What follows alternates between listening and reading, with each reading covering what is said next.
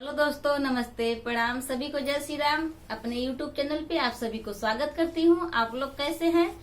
उम्मीद करती हूँ आप लोग स्वस्थ होंगे, मस्त होंगे, अपने अपने कामों में व्यस्त होंगे। और आप सबके बीच में एक चुटकुला नाजीत लेके आई हूँ।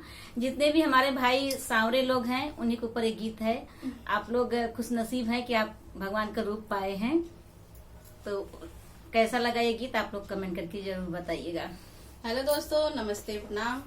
मैं हूँ किरण प्रजापति। मेरे चैनल का नाम है संगीत बाय किरण। अपने चैनल पे आप सभी लोग का स्वागत करती हूँ दोस्तों।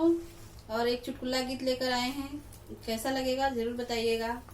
और दिल पे मत लीजिएगा, क्योंकि आप लोग को भगवान का रूप मिला है। तो हम लोग चलिए सुनाते हैं, और ज्यादा से ज्यादा सपोर्ट करिएगा दोस्तों हमें। तो चलिए सुनाते हैं। गोर का सब ही मन भावे, सांवर के में कवन गुण बा। गोर का सब ही मन भावे, सांवर के में कवन गुण बा। सांवल सांवल वो धन सवाले, सांवल सांवल वो धन सवाले। सीता ने ली अपनाई, सांवर के में कवन गुण बा। सीता ने ली अपनाई, सांवर काम में कवन गुण बा। गुर का सब ही मन भावे, सांवर काम में कवन गुण बा। गुर का सब ही मन भावे, सांवर काम में कवन गुण बा।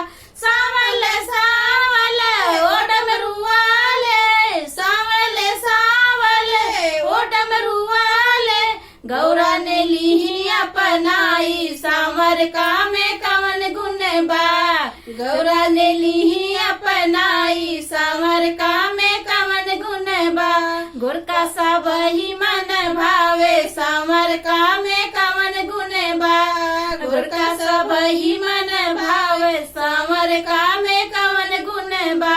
सांवल सांवल ओ चक्रधारी, सांवल सांवल ओ चक्रधारी। लक्ष्मी ने ली अपनाई, सांवर काम में कवन गुण बा। लक्ष्मी ने ली अपनाई, सांवर काम में कवन गुण बा। गुर का सब ही मन भावे, सांवर काम में कवन गुण बा। गुर का सब ही मन भावे, सांवर काम में कवन गुण बा। सांवल सांवल ओ बंसी वाले, सांवल सांवल ओ बंसी वाले। राधा ने ली अपनाई, सांवल काम में कवन गुण बा। राधा ने ली अपनाई, सांवर काम में कवन गुण बा। गुर का सब ही मन भावे, सांवर काम में कवन गुण बा। गुर का सब ही मन भावे, सांवर काम में कवन गुण बा। तो आप सभी को एक गीत कैसा लगा कमेंट करके जरूर बताइएगा। मिलते हैं अगले वीडियो में, तब तक आप सबसे बाय बाय, जय श्री राम।